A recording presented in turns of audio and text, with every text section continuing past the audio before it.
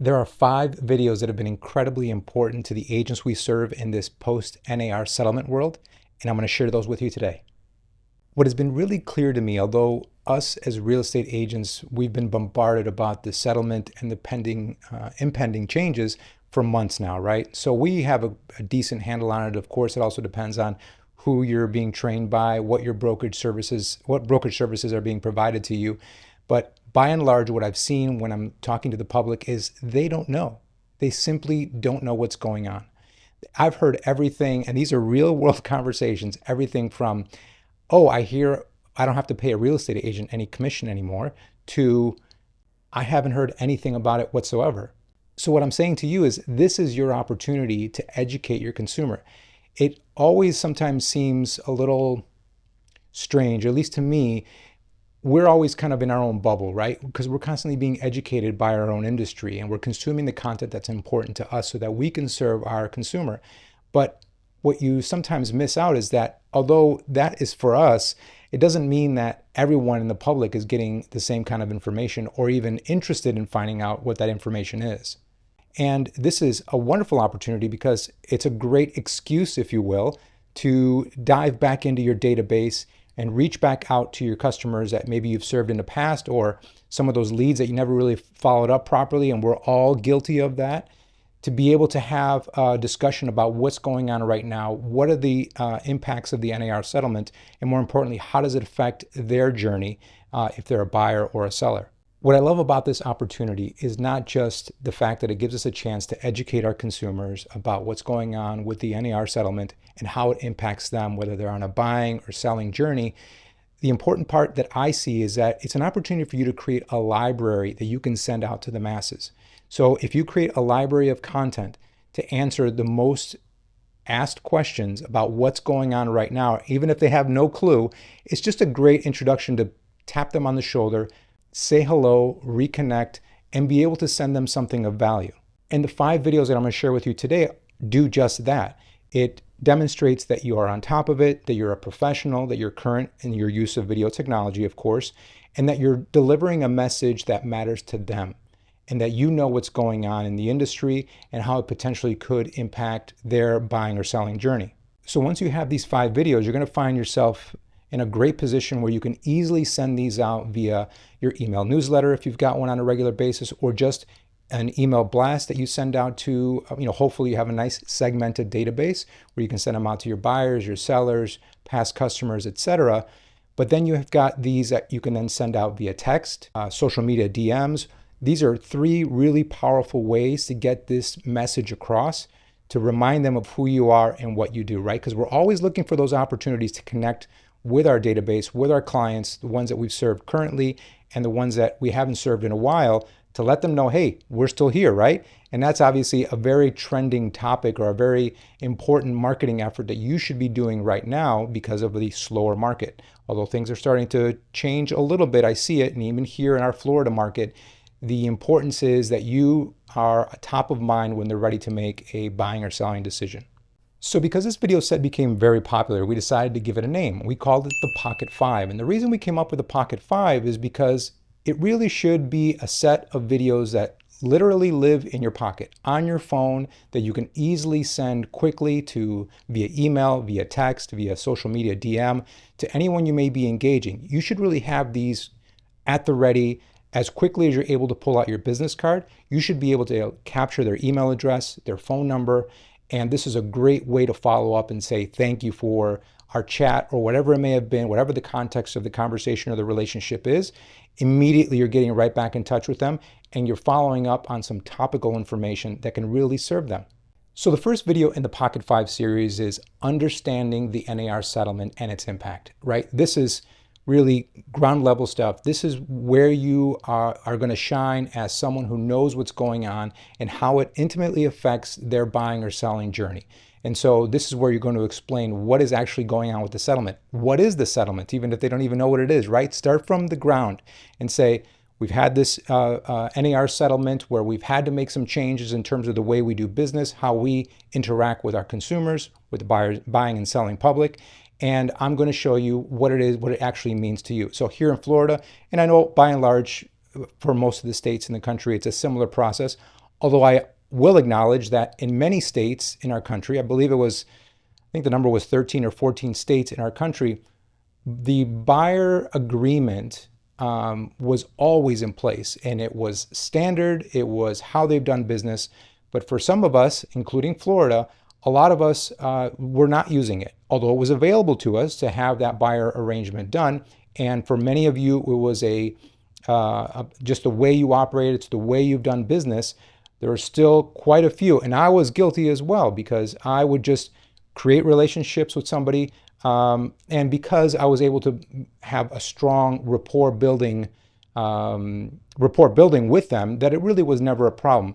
I can count on one hand, maybe in my 20 years career, where I've got burned by someone who, ended up not buying from me. But by and large, what we would do as real estate agents is we know that there was a cooperating commission that we would see in the MLS very clearly and plainly. And we would build a rapport with our buyer, and we would go out and sell them a piece of real estate, and it wasn't a problem. At the closing, we would get paid, and it was never a problem.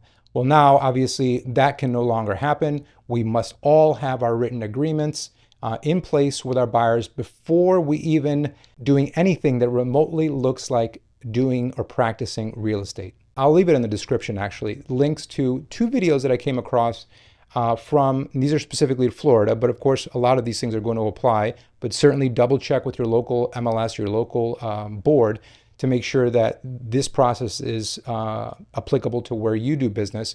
But I'm going to link a couple of those videos because I thought they were really well done. They are provided by the Florida Realtor Association, and so they're very recent, within the last 2 or 3 weeks as of recording of this video. And I believe they're a really nice culmination of everything that was expected to come, but is now really here. And they're great reviews of how we should move forward, how we interact with the public, what we should say and what we shouldn't say. Video number 2 is understanding how to buy a home in this new landscape.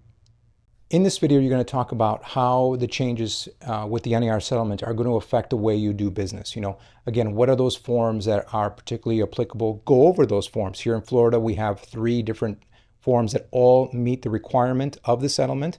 But go into detail as to what those are, how those may play into your relationship, whether it's someone that you're meeting for the first time in terms of a brand new lead that you have no relationship with, all the way to a full-blown buyer-agent agreement, because that's what you choose to use, or your brokerage mandates it, or you have a relationship with them, of course, where they already understand the value that you bring, which of course is incredibly important, because this whole conversation is about making sure that you are able to demonstrate your value so that they know that in the off chance that they have to pay for your commission, whatever it may be, that you have demonstrated that you are worth that. Video number 3 is selling your home and adapting to the new rules.